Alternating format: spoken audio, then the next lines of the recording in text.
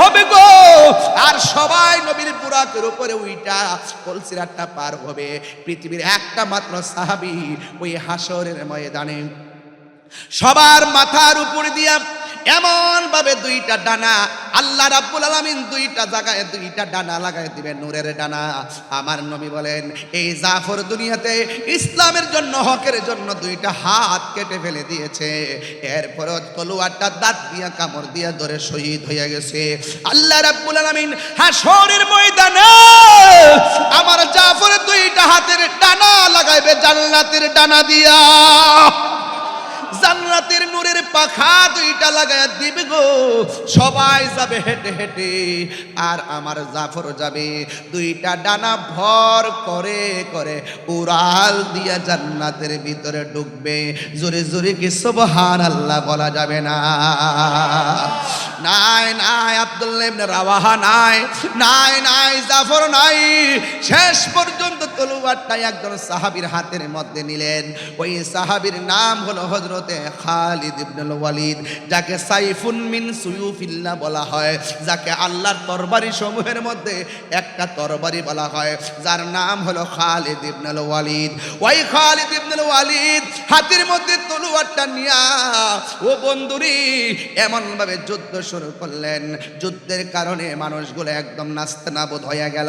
1% নয়, 20% নয়, 90% যুদ্ধ খালিদ ইবনে ওয়ালিদের নেতৃত্বে মুসলমানদের অনুকূলে চলে এসেছে। হঠাৎ করে তিনি তলোয়ারটা রেখে দিয়ে পিছন দিক দিয়ে হটে গেলেন। সাহাবীরা ডাক দিয়ে কয়, ও খালিদ, আপনি যুদ্ধ করতেছেন, 90% আমরা যুদ্ধে জয়ী হওয়ার পথে, হঠাৎ করে কেন আপনি পিছন দিক দিয়ে হটলেন? তিনি ডাক দিয়া বলেন, আমার মাথার হেলমেটটা পরে গেছে, হেলমেটটা ছাড়া শরীরটা বড় দুর্বল দুর্বল লাগে, শরীরটা বড় দুর্বল দুর্বল লাগে। খেয়ে না খেয়ে দিনী প্রচারের কাজে নিজেকে দিয়াছ বিলিয়ে, আয়ে ফেরে কাফেরেরা চিনল না আলো, দুষ্ট ছেলেদের পিছু দিল লেলিয়ে, পাথরের আঘাতে ক্ষত বিক্ষত হয়ে সারা শরীর থেকে রক্ত ঝরে। হে রাসূল, তোমাকে ভুলি আমি কেমন করে? সবাই হে রাসূল, তোমাকে সবাই কেমন করে? হাজারো ব্যথা বেদনার পড়ে ফিরে আসনি তুমি আপন করে, দিনের আলো তুমি ছড়িয়ে দিতে চলে গেছো মদিনায় মক্কা ছেড়ে। হে রাসূল, তোমাকে বলে আমি কেমন করে? হে রাসূল, তোমাকে ভুলে আমি কেমন করে? হেরার গুহায় তোমারি থেন, আসমান থেকে নামে আল কোরআন। হেরার গুহায় তোমারি থেন, আসমান থেকে নামে আল কোরআন। ভাঙলো সবার ভুল তোমারই উপরে, আসিল কোরআনের ছায়া তোলে। খালিদ ওমর আলী, খালিদ পাইছেন তো বাবা? খালিদ ওমর আলী, আবু বকর ইসলামী ঝান্ডা নীল যে তুলে। আল আমিন তুমি ছিলে চিরদিন সকল মানুষের তরে। হে রাসূল, তোমাকে বলে আমি কেমন করে? হে রাসূল, তোমাকে ভুলে আমি কেমন করে? হাজারো ব্যথা বেদনার পরে ফিরে আস। আপন ঘরে দিনের আলো তুমি ছড়িয়ে দিতে চলে গেছো মদিনায় হে রাসূল তোমাকে ভুলি আমি কেমন করে হে রাসূল তোমাকে ভুলি আমি কেমন করে প্রত্যেকটা মানুষের চেহারাটা মলিন মলিন হয়ে গেছে চোখের পানিগুলো ছল ছল করে ও বন্ধুরে আমরা বড় ভাগ্যবান এমন নবীর উম্মত হইলাম খালিদ বিন ওয়ালিদ বলে আমার মাথার হেলমেটটা পড়ে গেছে এবার সাহাবায়ে কেরাম বলেন আমার হেলমেটটা নিয়ে যান এবার বলে না না আমার হেলমেটটাই লাগবে ঘোড়া দৌড়ার কারণে ধুলায় দূষিত মাঠ হেলমেটটা খুঁজে পাওয়া যায় না অন্ধকার ওই মুহূর্তে ওই ধুলার কারণে হেলমেটটা খুঁজে পাওয়া যায় না 90% মুসলমানদের বিজয়ের মালা কাফেরদের গলার মধ্যে যখন চলে যাওয়ার সম্ভাবনা হঠাৎ কইরা হযরতে খালিদ ইবনে ওয়ালিদ তখন মাথার মধ্যে হেলমেটটা লাগাইলেন মাথার মধ্যে হেলমেটটা পাইয়া হেলমেটটা লাগাইয়া এবার দেখতেছে হাতের মধ্যে একটা গায়েবী জোর এসে গেছে এবার তিনি এমন ভাবে যুদ্ধ শুরু করলো এমন ভাবে যুদ্ধ শুরু করলেন খালিদ ইবনে ওয়ালিদের সামনে কেউ দাঁড়াইতে পারে না ওই মুহূর্তে সম্ভবত অ্যাডভোকেট মিজান ভাই বক্তব্য দিয়েছিলেন না একটু আগে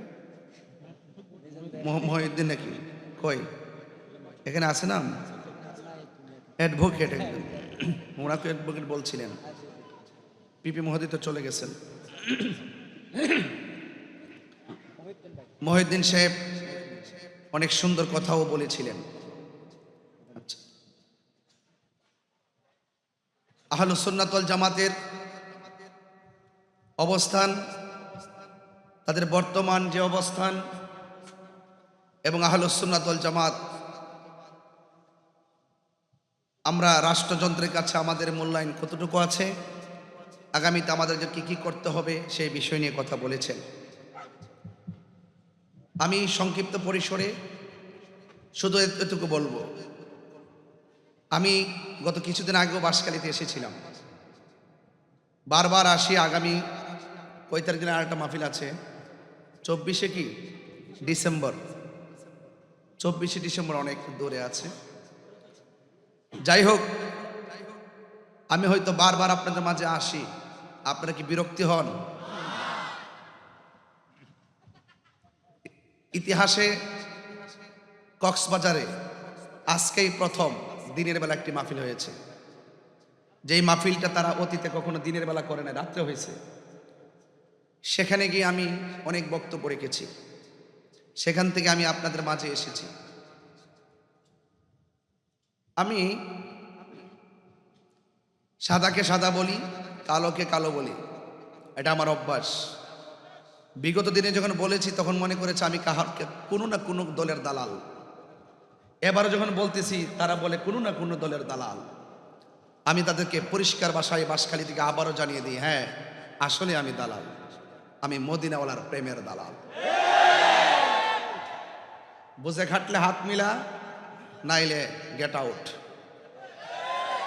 দুশ্মনদের সঙ্গে আমার অতীতেও কোনো আপোষ ছিল না দুশ্মনের রাসূলদের সঙ্গে আজকেও কোনো আপোষ নাই আগামী দিনেও দুশ্মনদের রাসূলদের সাথে সুন্নিদের কোনো আপোষ হবে না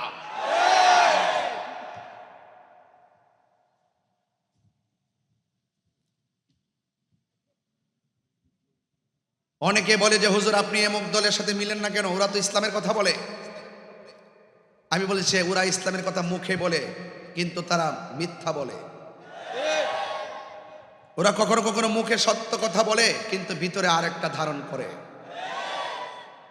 অন্যায়ের সঙ্গে আপোষ করে তাহিরি নীতিকে বিসর্জন দিতে চাই না অন্যায়ের সঙ্গে আপোষ করে আমার নীতিকে কবর দিতে চাই না আমি অন্যায়কে অন্যায় বলবই কথা বলেন ঠিক কিনা আমি চোখে দেখি কি দেখি না আমি যেহেতু চোখে দেখি তাহলে আমি দায়িত্বহীন কণ্ঠে বলতে পারি আমার হাতে কি লাঠি নাকি তলোয়ার আমি বুঝতে পারবো আর যদি আমি অন্ধ হয় তাহলে আমার হাতে লাঠি হোক আর তলোয়ার হোক আমি বোঝার মতন কিছু করার মতন ক্যাপাসিটি আমার থাকবে না।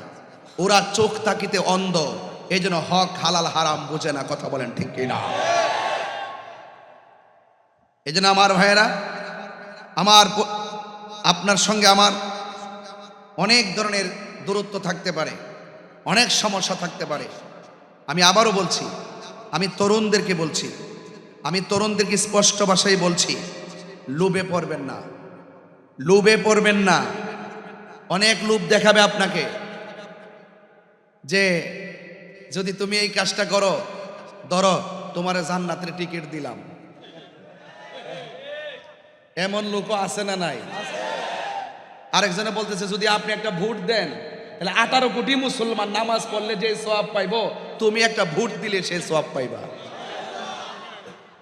এগুলো কি ভালো কথা? এগুলো কি ভালো কথা? এদেরকে লোভ তাদের মনকে গ্রাস করে ফেলছে। কথা বলেন ঠিক কি না? লোভ তাদের মনকে গ্রাস করার কারণে তাদের যে নীতি আছে, এই নীতি মনের ঘর থেকে দরজার বাইরে বাস করতেছে। কথা বলেন ঠিক কি না? এই জন্য তারা মুখে যা আসে তাই বলে। এই জন্য আমি আপনাদেরকে বলবো, প্লিজ, ইসলাম আমিও চাই, প্রকৃত আল্লাহর ওলিদের ইসলামটা চাই। ইসলাম আমিও চাই, মদিনাওয়ালার ইসলাম চাই। আপনি ইসলামকে মন গড়া ব্যবহার করবেন, আর আপনি এসে মিথ্যা অপব্যাখ্যা করে মানুষদেরকে ধোঁকা দিয়ে বোকা বানাবেন। হয়তোবা সাধারণ পাবলিক যারা আছে তারা না বুঝতে পারে, কিন্তু আমরা যারা আছি আমরা সজাগ আছি। কথা বলেন ঠিক কি না? আমরা সজাগ আছি। আজকে আমি যখন এখানে বসেছি, বসার পরে একটা ফেসবুকে একটু ঢুকছিলাম, দেখলাম একটা নিউজ করলো, আজকের নিউজ, যে ওয়াজের মাহফিলে গান গাওয়ার অপরাধে তাহিরিকে গ্রেফতার করে নিয়ে গেলেন পুলিশ। এবং দুই পুলিশ আমার দুই দিক দিয়ে ধরে রাখছে, আর আমি মাঝখানে হাঁটতেছি। আজকের নিউজ, ওরা লিখতেছে পুলিশ আমাকে ধরে নিয়ে গেছে, আর আজকে বাঁশখালী মাহফিলে পুলিশ আমাকে স্টেজে নিয়ে আসছে। কথা বলেন ঠিক কি না? এবং স্টেজে আমি মাহফিলে আসার আগেই বাঁশখালীর ওসি মহোদয় আমার সঙ্গে দেখা করেছেন। তো সেই জন্য অপব্যাখ্যা করো না। আজকে কক্সবাজারে বলেছিলাম, ওরা অপব্যাখ্যা করে, অপপ্রচার করে, আর আমরা সুন্নিরা রিয়েল ব্যাখ্যা করি। ঠিক কি না বলেন? এই জন্য আপনাদেরকে বলবো, আমরা সুন্নিরা কি এক না দুই? আরো বড় করে এক না দুই? আরো বড় করে এক না দুই? পীর মাশায়েখ থেকে ভাগাভাগি আছে। এবার আমরা যাবো, আমি ওই যে শাহজাহান ভাইরে বলছি, চৌধুরী সাহেবরে, এবং আরো কয়েকজনে বলছে, গাড়িতে বসে বসে এই গল্পই করছি অনেকক্ষণ ভাই। শুধু একটা কথা বলছি, এবার আমাদের সিদ্ধান্ত নিতে ভুল করা যাবে না। এবার সিদ্ধান্ত নিতে হবে অত্যন্ত নাক কান চোখ খোলা রেখে। এবার সিদ্ধান্ত নিব একটাই, কেন্দ্র নির্দেশনা যেভাবে আসবে, বৃহত্তর সুন্নি জোট হয়েছে, রাজনৈতিক জোট হয়েছে, আহলে সুন্নাত ওয়াল জামাত সেটাও জোট হয়েছে, এবং পীর মাশায়েখও একটা জোট হয়েছে। পরিষ্কার কথা হলো, আমরা যেই দিকে যাব একসাথে যাব, যার সাথে যাব একসাথে যাব। কথা বলেন ঠিক কি না? কি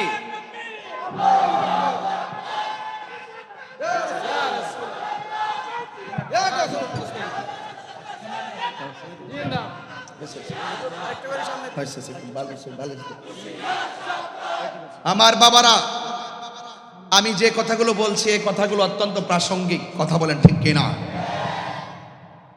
আমরা অনেক প্রাসঙ্গিক।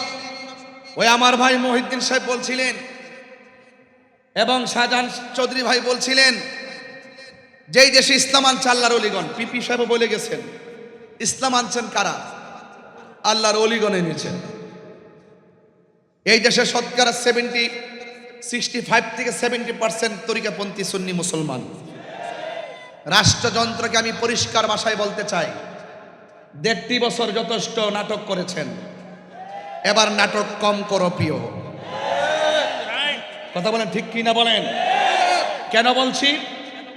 এই দেশে আমাদের সুন্নিয়তের অনেক রাজনৈতিক প্ল্যাটফর্ম আছে না নাই? এই পর্যন্ত একটা সংলাপের জন্য কি ডাকা হয়েছে? এবং আমাদের সুন্নিয়তের বড় একটি নেতৃত্ব অরাজনৈতিকভাবে আহলুস সুন্নাত ওয়াল জামাত আছে। সেই আহলুস সুন্নাত ওয়াল জামাতকে কি তারা তলব করেছে? তারা কি ডেকেছে? তাহলে আমি মনে করি সেটা একটা ফেসিবাদী আচরণ, এটা একটা বড় ধরনের বৈষম্য। যেই বৈষম্য দূর করার জন্য আপনারা বড় ধরনের বলি আওড়ান, আর আপনারা নিজেরাই বৈষম্য একমাত্র সুন্নিদের সঙ্গে তৈরি করেছেন।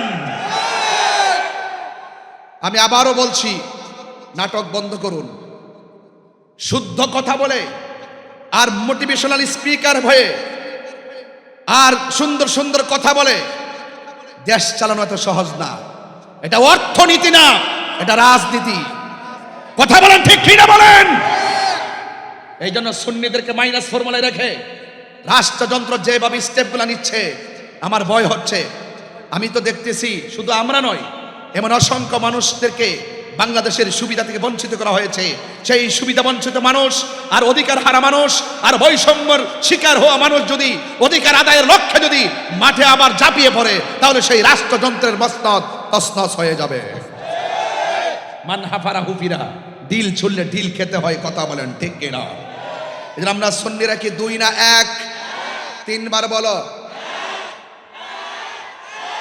হাত তুলে বলো।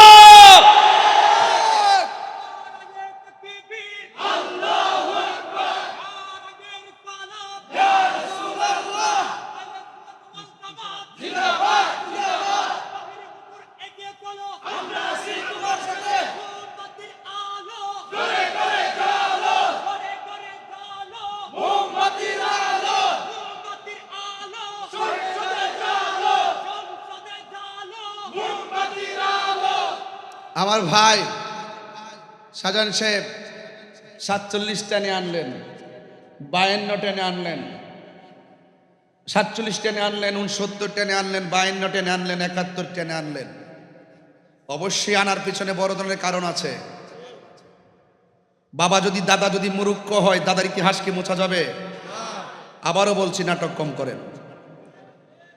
দেশটা অনেক সুন্দর, সুজলা সফলা শস্য শ্যামলা, এই স্বাধীন সোনার বাংলাদেশ। আজকে যখন সমুদ্র সৈকতে গিয়েছিলাম, রাহি ভাই বলছিলেন মাহফিল করতে এসেছি, যদি সৈকতের পানি যদি পাকে স্পর্শ না করে তবে কি মন শান্তি পায়? তো সেখানে গিয়ে আমি পানিতে নেমে গেছি। মারহাবা জোরে বলেন। দেশটা অনেক সুন্দর। আমি বলেছিলাম যদি কে কবি হতে চায় সে যেন সমুদ্র সৈকত কক্সবাজার বিচের মধ্যে আসে। কথা বলেন ঠিক কিনা? কেউ যদি টেনশন করে, কোনো ধরনের দুশ্চিন্তা থাকে, সে যেন নদীর পার যায়, তার হৃদয় দিল নরম হয়ে যাবে। কথা বলেন ঠিক কিনা? আমার যুবক ভাইয়েরা, অনুরোধ করে বলবো, আমাকে বিষয় দিয়েছেন শানের রিসালাত। আমার এই কথাগুলো রিসালাতের বাইরের কথা নয়। আমার রাসূল অধিকার হারা মানুষের অধিকার ফিরিয়ে দিয়েছেন। কথা বলেন ঠিক কিনা? বস্ত্র হারা মানুষের গায়ে বস্ত্র পরিয়ে দিয়েছেন। আমার নবীজি ইতিমের হক প্রতিষ্ঠা করার জন্য তিনি সম্মুখপানে এগিয়েছেন। যখনই এক শ্রেণীর অপশক্তি যখন ইসলামের নাম নিশানা মুছে ফেলার জন্য যখন তারা উপেনে গোপনে ষড়যন্ত্র করেছিল, আল্লাহ বলেছেন ওয়ামাকারু আল্লাহ ওয়াল্লাহু খায়রুল মাকিরিন। ওরা যতই ষড়যন্ত্র করুক না কেন বন্ধু, খানকায় বসে থাকবেন না, হেরা গুহায় ধ্যান করবেন না, আর যান যারা ইসলামের নাম নিশানা মুছে ফেলে আপনাকে পৃথিবী থেকে উৎখাত করে দেওয়ার নীল নকশা এঁকেছে, আপনি হাতের মধ্যে তলোয়ার নিয়ে তাদের বিরুদ্ধে যুদ্ধের ময়দানে নেমে যান। বাঁশখালীবাসী কি জিহাদের জন্য প্রস্তুত আছে? আরো বড় করে জিহাদের জন্য প্রস্তুত আছে? তাহলে শানে রিসালাত আমরা নবীকে মানলে মানার মতো মানতে হবে। ওয়ারাফানা, রাসূল ডাক দেখো, ধরো তোমার হাতে তলোয়ার ধরো। সাহাবী তলোয়ার ধরলেন, জিজ্ঞাসা করেছে তোমার হাতে ধরো, তার হাতে ধরলেন, বলছে ঠিক আছে তুমি আগে যাও, তোমার পরে তলোয়ারটা তুমি গ্রহণ করবে, তুমি চলে গেলে এই তলোয়ারটা তুমি গ্রহণ করবে। ঘরের ভিতরে রাসূল যখন 3টি নাম অঙ্কন করলেন, 1 2 3 যেইভাবে সিরিয়ালটা দিয়েছেন ইতিহাস প্রমাণ করে, যেইভাবে সিরিয়ালটা দিয়েছেন ঠিক এভাবেই সাহাবারা শহীদ হয়েছে। রাসূল গায়েবের খবর বলে না, রাসূল গায়েবের খবর দেন ওয়ালা, এতে কোনো সন্দেহ আছে? সাহাবীরা নবীর হুকুম যেভাবে মানতেন, আমরা সেই নবী পাকের তরিকা মতো চলতে চাই কি চাই না? আরো বড় করে চাই কি চাই না? আমার ভাইয়েরা, আল্লাহর হাবিব যখন বললেন তুমি যাও, সাহাবায়ে কেরাম কি পলায়ন করলেন নাকি ময়দানে ছিলেন? ময়দানে ছিলেন। এই জন্য আমি প্রায় মাহফিলে বলি, সুন্নাত নয় শুধু দাওয়াতের মেহমান। সুবহানাল্লাহ কইতেন না? সুন্নাতে নয় শুধু খাওয়া শেষে মধুপান, আরো কিছু সুন্নাহ আছে তুমি জানো কি? জানলেও জীবনে কখনো তা মানো কি? জানলেও জীবনে কখনো তা মানো কি? সুন্নাতি নয় শুধু মজলুম সহায়ক, সুন্নাত উহুদের জালিমের প্রতিরোধ, ঠিক কিনা? সুন্নাতি নয় শুধু নির্জন ধ্যানে যাওয়া, আর সুন্নাত হলো পাথরের আঘাত খাওয়া। মহব্বতে তার সুদিনের সাথী তুমি, মহব্বতে তার সুদিনের সাথী তুমি। শহীদ ফারুকের কথা মনে আছে কি? আরো কিছু সুন্নাহ আজ তুমি জানো কি? জানলেও জীবনে কখনো তা মানো কি? জানলেও জীবনে কখনো তা মানো কি? সুন্নাত নয় শুধু নমনীয় আলাপন, সুন্নাত প্রয়োজনে হুঙ্কার গর্জন। এই আওয়াজে হবে না বাবা, আশেকের গর্জনে তো আসতে হলো হবে না। সুন্নিদের গর্জন তো হুসাইনি গর্জন, কথা বলেন ঠিক কিনা বলেন? আমি হাত তোলার পরও আপনারা যে আওয়াজটুকুন করলেন, এই প্রেমিক দিয়ে যুদ্ধ করা যাবে না, কথা বলেন ঠিক না বেঠি? আমি আবারও বলছি, আমার সাথে সাথে বলার চেষ্টা করবেন ইনশাআল্লাহ।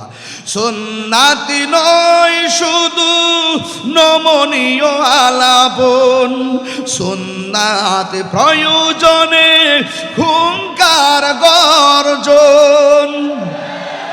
সুন্নাত শুধু নয় মেষ চড়াতে যাওয়া, আর সুন্নাত হলো রাষ্ট্রনায়ক হওয়া।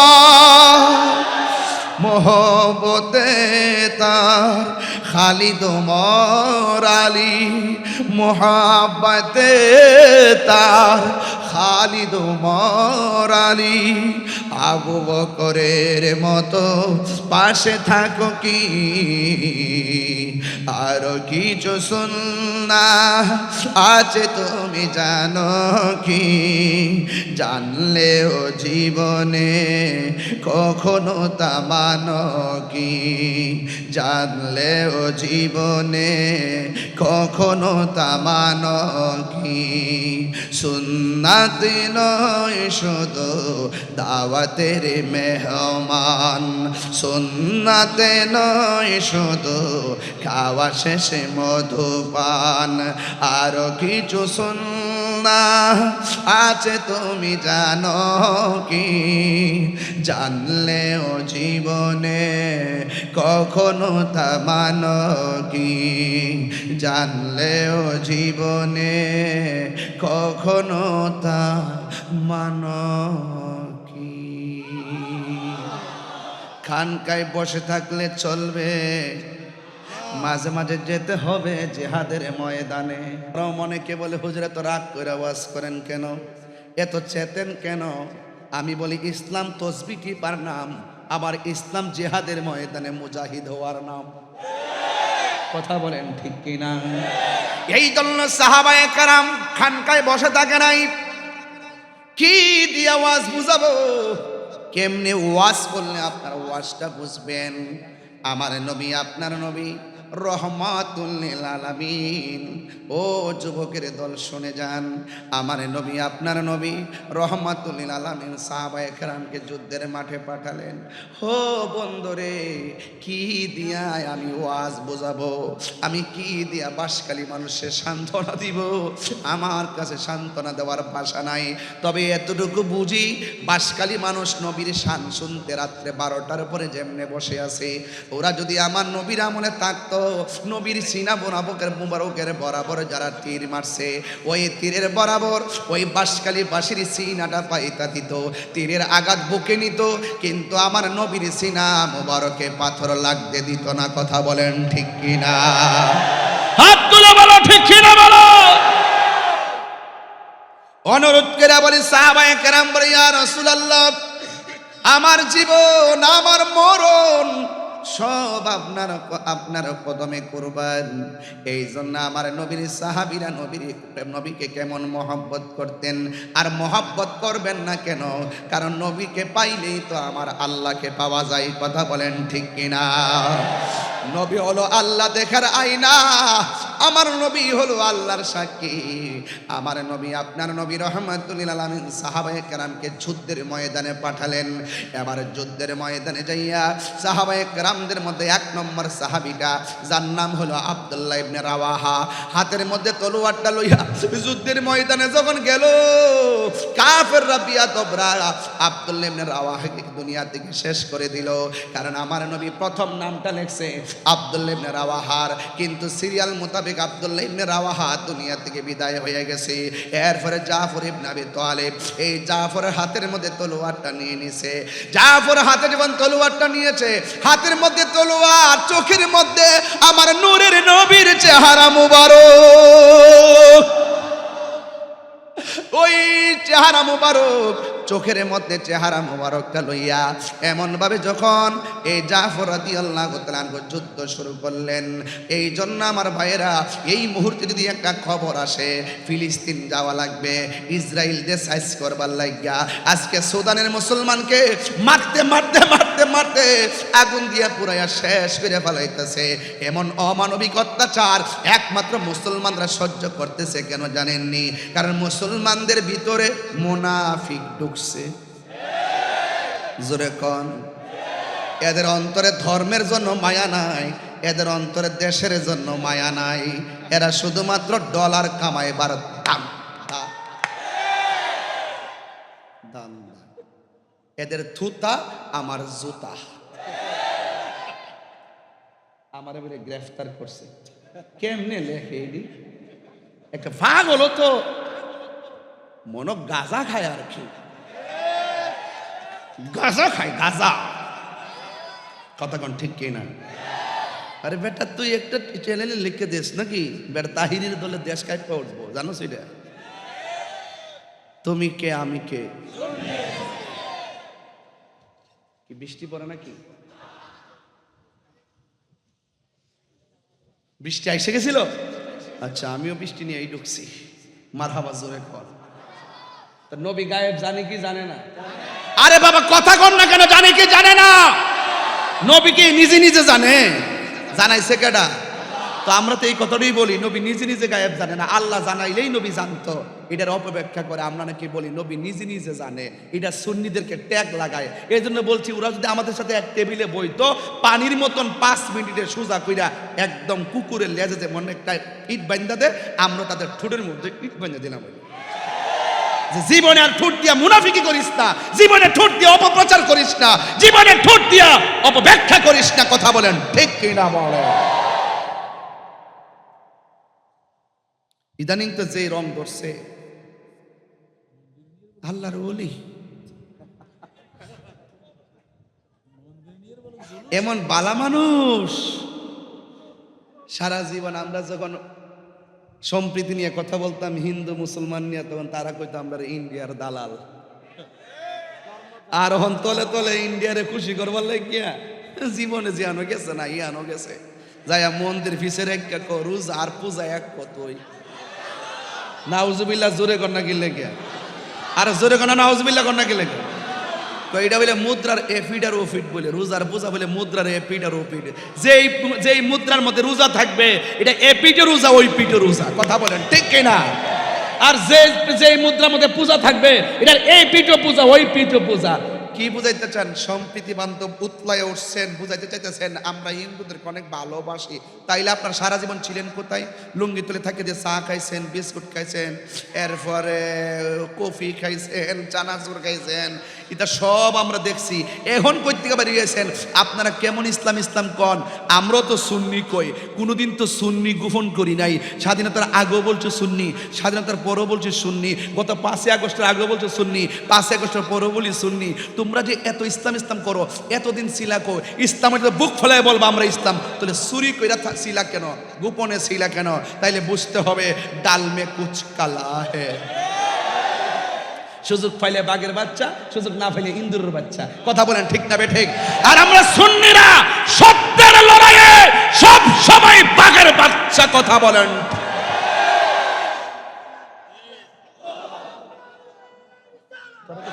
বালি দিতে কষ্ট না তোরা রে।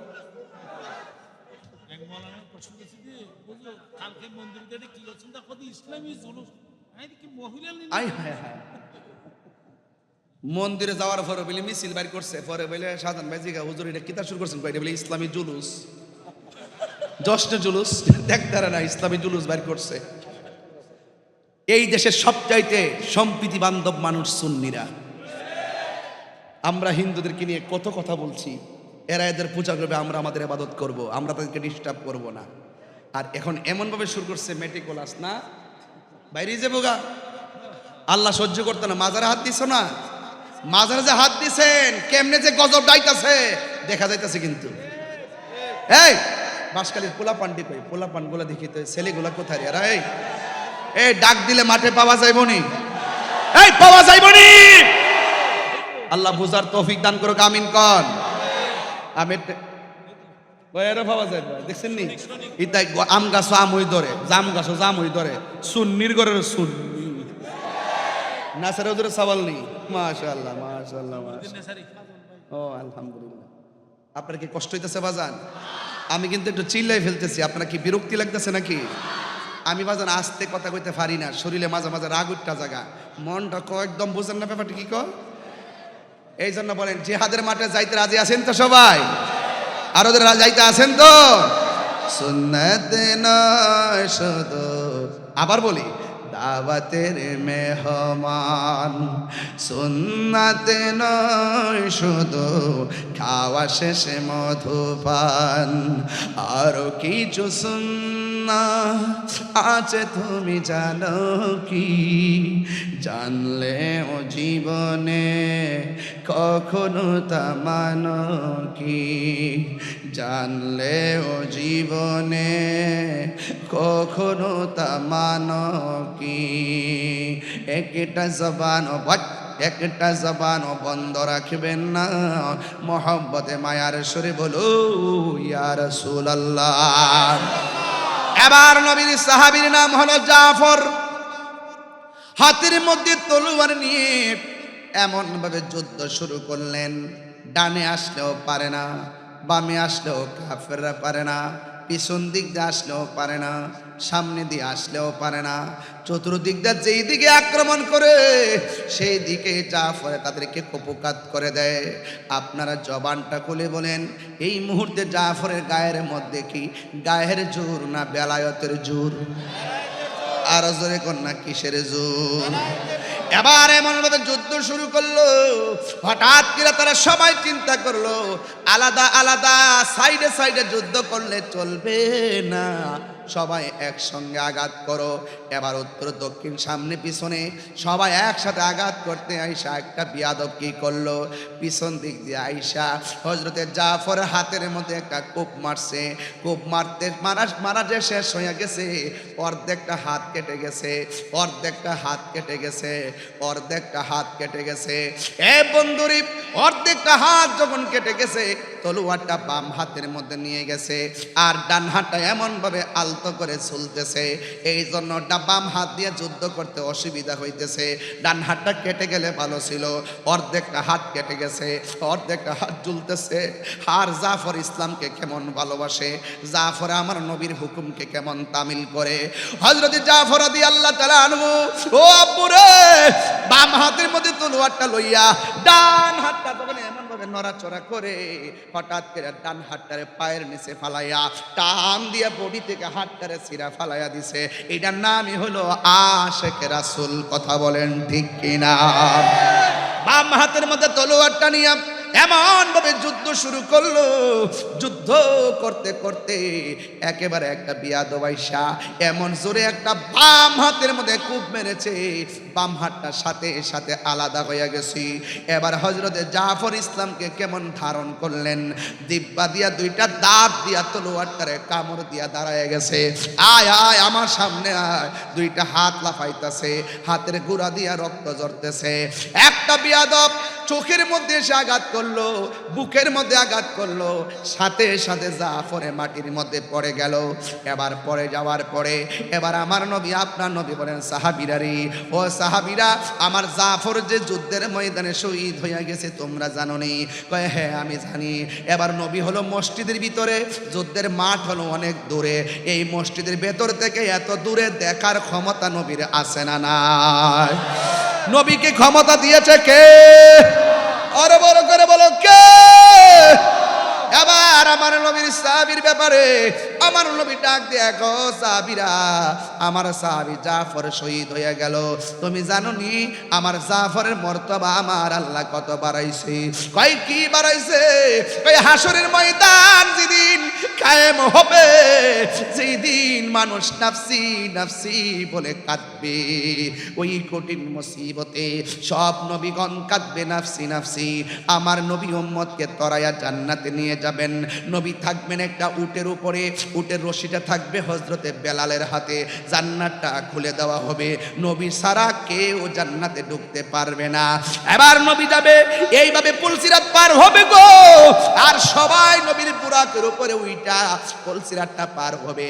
পৃথিবীর একটা মাত্র সাহাবী ওই হাসরের ময়দানে সবার মাথার উপর দিয়া এমন ভাবে দুইটা ডানা আল্লাহ রাব্বুল আলামিন দুইটা জায়গায় দুইটা ডানা লাগাই দিবেন, নূরের ডানা।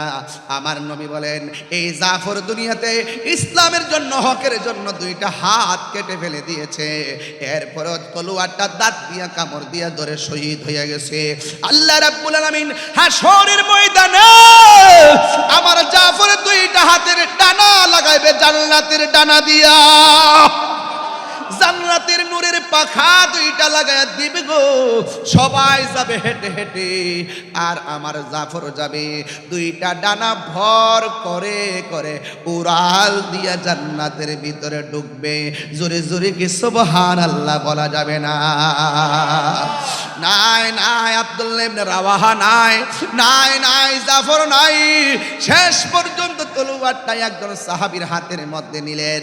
ওই সাহাবীর নাম হলো হযরতে খালিদ ইবনুল ওয়ালিদ, যাকে সাইফুন মিন সুয়ুফিল্লাহ বলা হয়, যাকে আল্লাহর তরবারি সমূহের মধ্যে একটা তরবারি বলা হয়, যার নাম হলো খালিদ ইবনুল ওয়ালিদ। ওই খালিদ ইবনুল ওয়ালিদ হাতের মধ্যে তলোয়ারটা নিয়া ও বন্ধুরি এমন ভাবে যুদ্ধ শুরু করলেন, যুদ্ধের কারণে মানুষগুলো একদম নাস্তানাবুদ হয়ে গেল।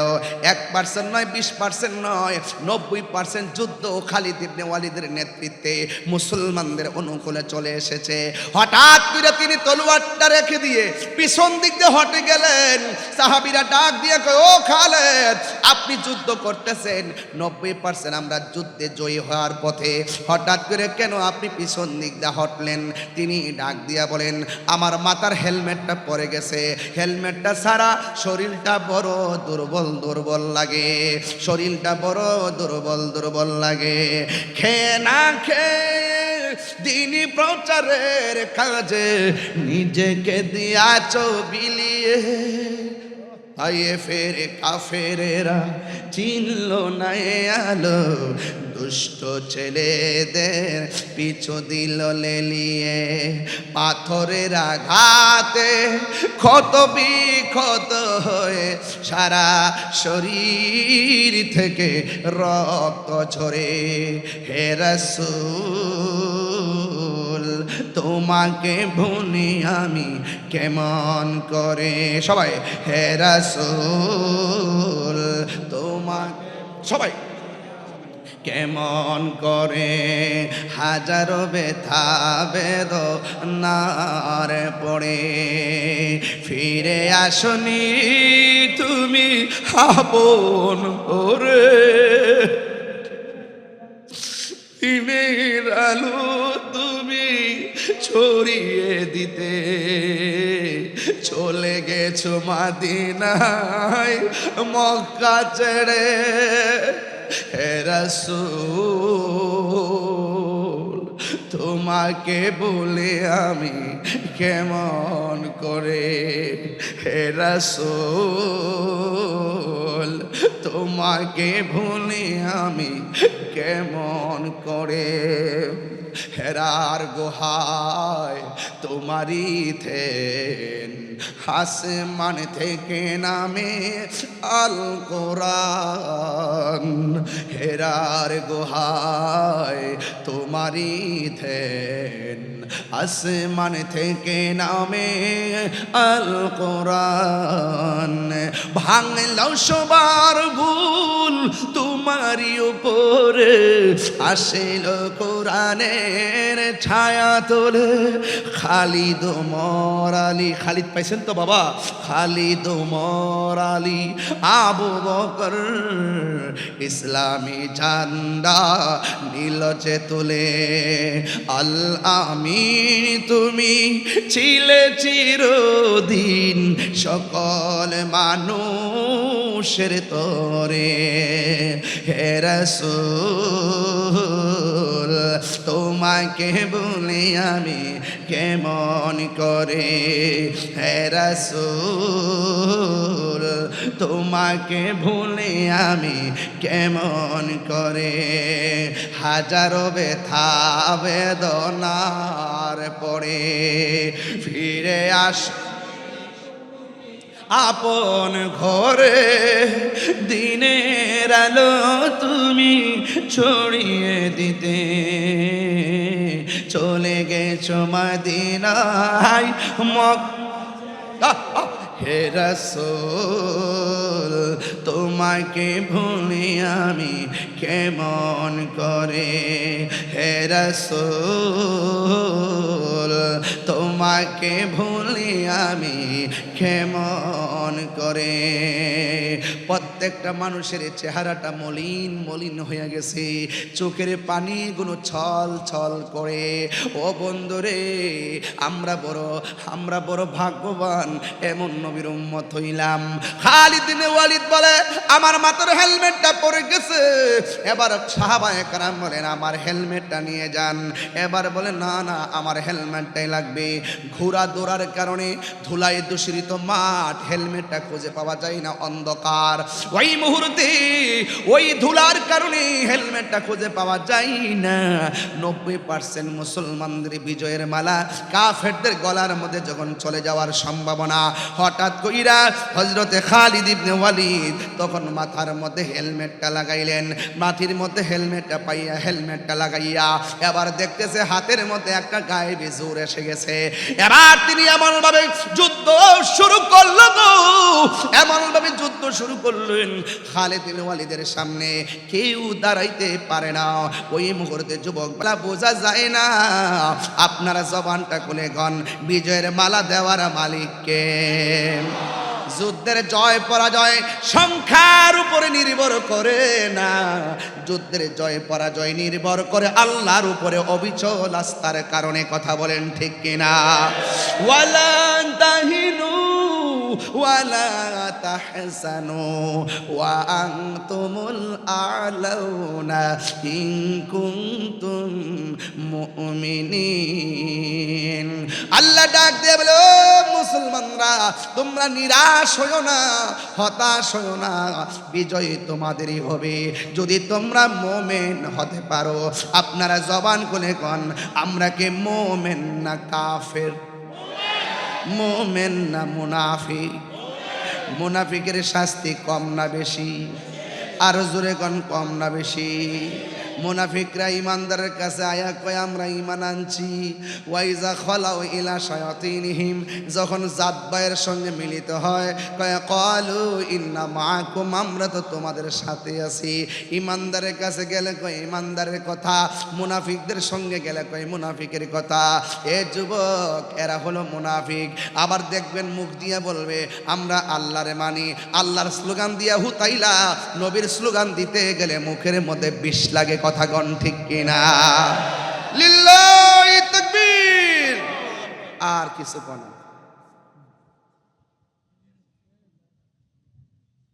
সুন্নি যেটা কইব এটার বিরোধিতা করব। সুন্নিরা আল্লাহু আকবার কয় আর আরেকটা বের করছে লিল্লাহি তাকবীর। ওই দিন দেখছি এক মাহফিলে পোস্টার লেখছে বাংলাদেশ জিন্দাবাদ, দিন ইসলাম জিন্দাবাদ। না, বাংলাদেশ জিন্দাবাদ উপরে আর কি, উপরে আমরা লিখি না নারী তাকবীর আল্লাহু আকবার নারী সালাতু রাসূলুল্লাহ লেখছে বাংলাদেশ জিন্দাবাদ, দিন ইসলাম জিন্দাবাদ। আমার কাছে পোস্টারটা পাঠানোর পর আমি বললাম যে নারে তাকবীর আল্লাহু আকবার নারে রিসালাত ইয়া রাসূলুল্লাহ।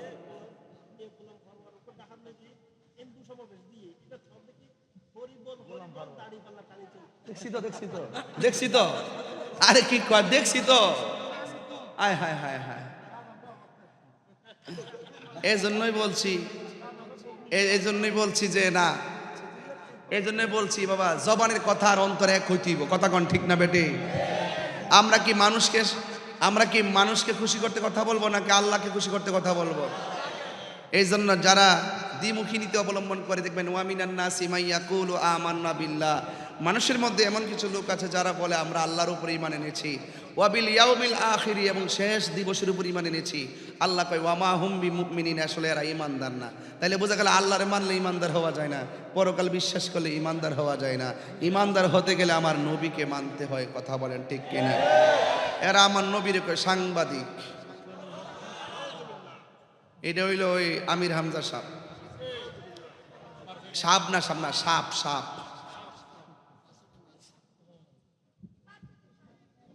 আমার দুঃখ লাগে, উনি ওয়াজ করতেছে, ওয়াজের মধ্যে বলতেছে যে একটা ভোট দিলে 18 লক্ষ মুসল্লি নামাজ পড়লে যে সোয়াব, এই সোয়াব পাই লিব। তো একবার একটা টিকটক বানাইছে নামাজের মুসল্লা নিয়ে হারিয়ে, শোনেন না, শুনলেন না, নামাজের মুসল্লা তারা এক নামাজটা ফিরাল রে আল্লাহ আকবার কইতে যাই দূর নামাজ পড়তাম তো ভোটটা দিলাম সোয়াব পাইলাম। বুঝেননি? এগুলো হলো বিনোদন ফাটি। কি ফাটি?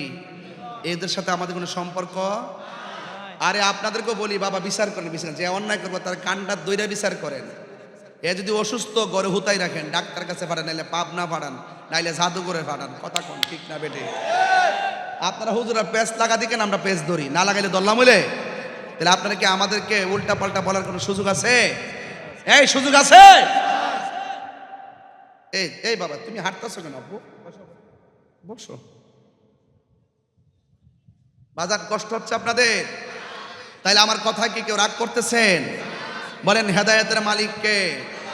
আরো বড় করে হেদায়েতের মালিক কে? এই জন্য আপনাদের সকলকে হেদায়েত কামনা করবেন আল্লাহর কাছে। আল্লাহ আমাদেরকে পানা চাইবেন বেশি বেশি, এই সমস্ত ফিতনা দাজ্জাল থেকে আমাদেরকে হেফাজত করো। এগুলো হলো সেমি দাজ্জাল। কি দাজ্জাল? সেমি দাজ্জাল। এই দাজ্জাল থেকে যেন আল্লাহ পাক আমাদেরকে হেফাজত করে। অনেকে আবার বলবেন যে হুজুর মনে হয় মুখ দলের বিরুদ্ধে। না রে বাবা, বিরুদ্ধে না, তোরা রং দিককে আমি বড় হতাশ। তোরা যে 12 মাসে 13টা, হিন্দুরা বলে 12 মাসে 13 পূজা করে, এরা 12 মাসে 24টা রং ফাল্টায়। সকালে এক রং, বিকালে আরেক রং। হ্যাঁ, এই রং ফাল্টা আল্লাহর রাস্তায় বন্ধ করুন। বন্ধ করে সুন্দর করে ইসলামটাকে প্রেজেন্টেশন করুন। আর আপনাদেরকে ইসলাম তো লিস্ট দিছি না। আপনাদের ইসলামের ভিতরে তো আপনারা যে দল দাবি করেন, এটার ভিতরে ওই আমার আগে হুজুর আল্লাহ আমাদের চেয়ারম্যান মহোদয় হয়ে গেছে, আপনাদের লেখনীর মধ্যে প্রায় 49টা কুফুরি আছে। এগুলো সংশোধন করুন, পত্রিকা দেন, তৌবা করেন, মিটিং করেন, লেখনী আকারে তৌবা করেন। তারপর আমরা বলুম যে আপনাদের সাথে আমরা যাইতে পারি কিনা। আর এমনি যাই শেষে যেমন বালা বড়া জিজ্ঞেস করতেছে না, এইটা হলে যার স্বার্থের জন্য। সময় ফুরাই গেলে আর চিনতেন না। কথা কোন ঠিক না বেঠিক? যাক বাবার আমার, এবার খালিদ ইবনে ওয়ালিদের কথা বলছিলাম। খালিদ, ওমর, আলী, আবু বকর ইসলামী জান্ডা নীল যে তুলে। আল আমিন তুমি ছিলে চিরদিন সকল মানুষের তরে। হে রাসূল তোমাকে ভুলি আমি কেমন করে। সবাই হে রাসূল তোমাকে ভুলি আমি কেমন করে। হাজারো ব্যথা বেদনার পড়ে ফিরে আসনি তুমি আপন ঘরে। দিনের ছড়িয়ে দিতে চলে গেছো মদিনায় মক্কা ছেড়ে। হে রাসূল সবাই তোমাকে ভুলি আমি। যুবকদের আওয়াজ তো বাঁশখালীর আওয়াজ তো আর বড় হবে। হে রাসূল তোমাকে আমি কেমন করে, একটা জবানও বন্ধ রাখবেন না, মহব্বতে মায়ার সুরে বলুন সুবহানাল্লাহ।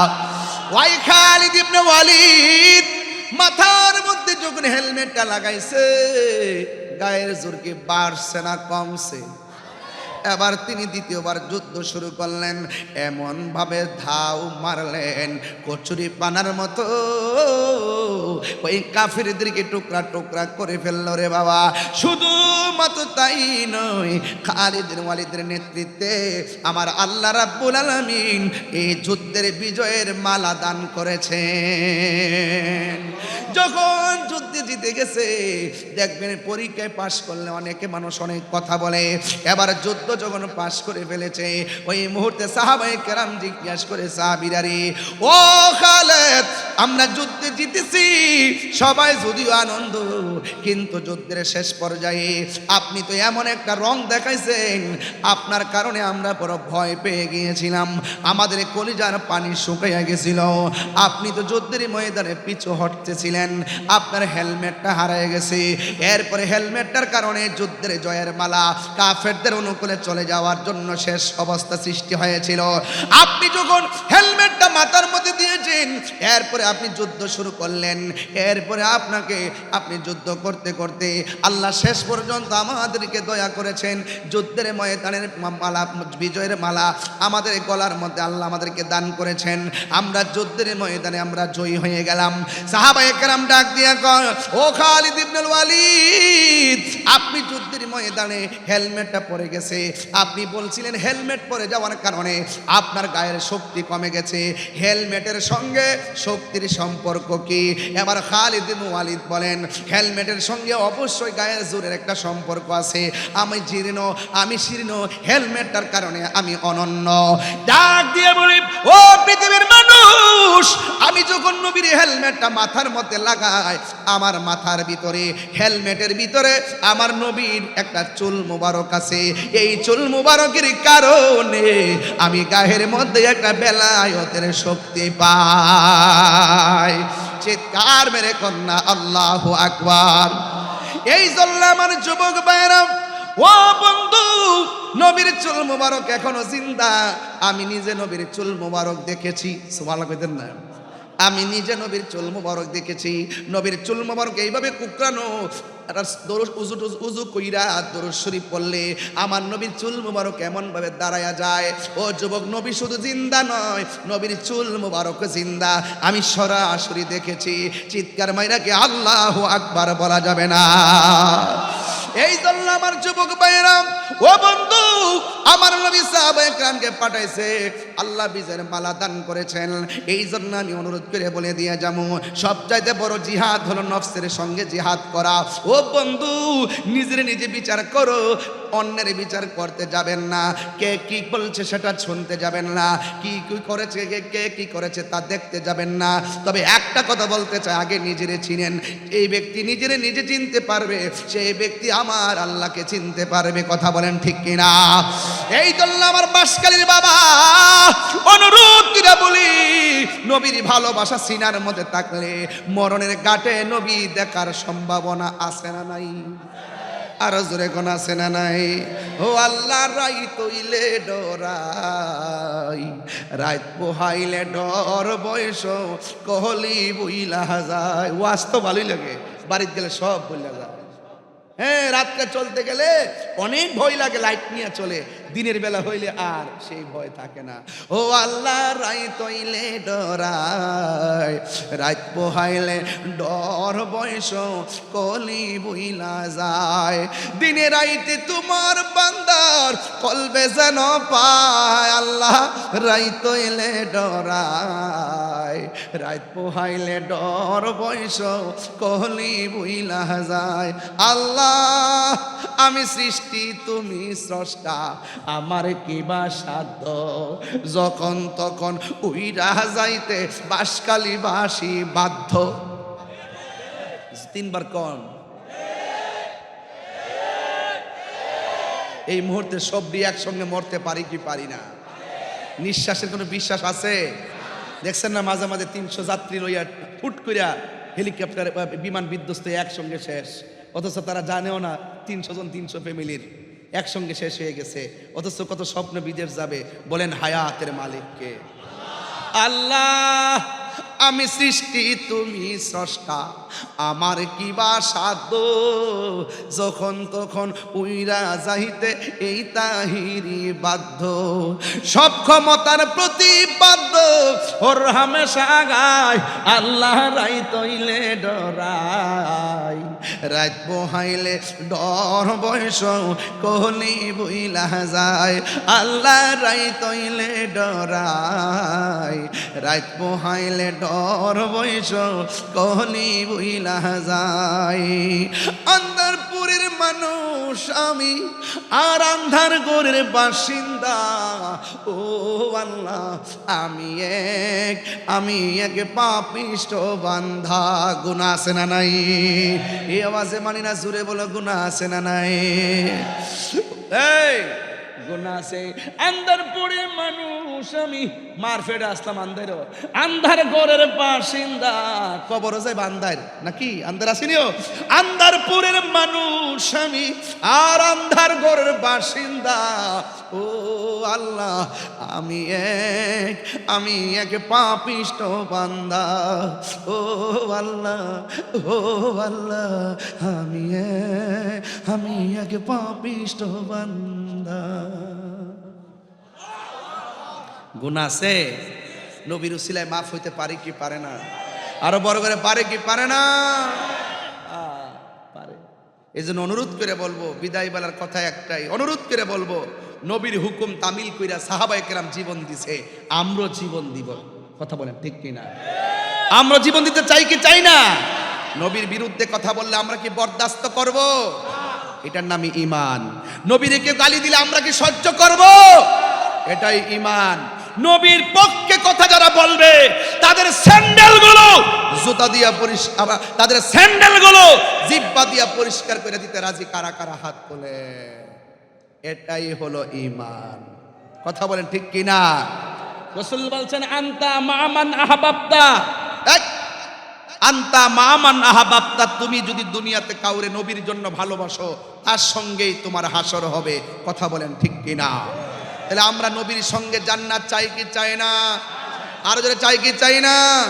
এবার আমার সাথে বলেন তুমি, এই হাত নামাইছি, সব পোল্ট্রি মুরগি খাইয়ে অবস্থা ভয়াবহ। মোবাইল টিপতে টিপতে ফুলামাটির হাতের গুড়া বেদনা করতেছে না? ধরে রাখতে পারে না, ধরে রাখতে পারে না, অনেকটা করতেছে।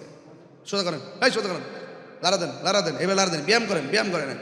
তুমি জীবন তুমি মরণ, আধার ঘরে তুমি আপন, তুমি জীবন তুমি মরণ, আধার ঘর তুমি মুদের পাড়ের তরি, তুমি মুদের পাড়ের তরি, তুমি নিদান কোরআনে ওয়ালা, ইয়া রাসূলুল্লাহ, ও ইয়া রাসূলুল্লাহ, ইয়া হাবিবাল্লাহ, ইয়া রাসূলুল্লাহ, তুমি মোদের আশার আলো, তাই তো তোমায় বাসি ভালো, তুমি মোদের আশা,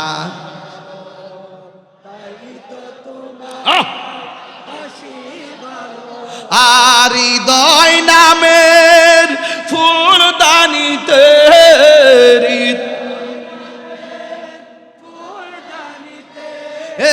গেতে রেখেছি প্রেমের মালা, ইয়া রাসূলুল্লাহ, বল্লাহ ইয়া রাসূলুল্লাহ, ইয়া হাবিবাল্লাহ, ইয়া রাসূলুল্লাহ,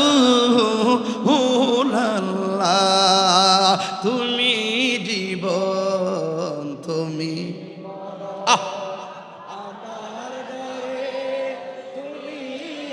সবাই পারেন। তুমি জীবন তুমি মোর আদার ঘরে, তুমি মোদের পাড়ের তরি, তুমি তুমি নিদান ধরানেওয়ালা, ইয়া রাসূলুল্লাহ ইয়া হাবিবাল্লাহ, ইয়া রাসূল ইয়া হাবিবাল্লাহ ইয়া রাসূলুল্লাহ।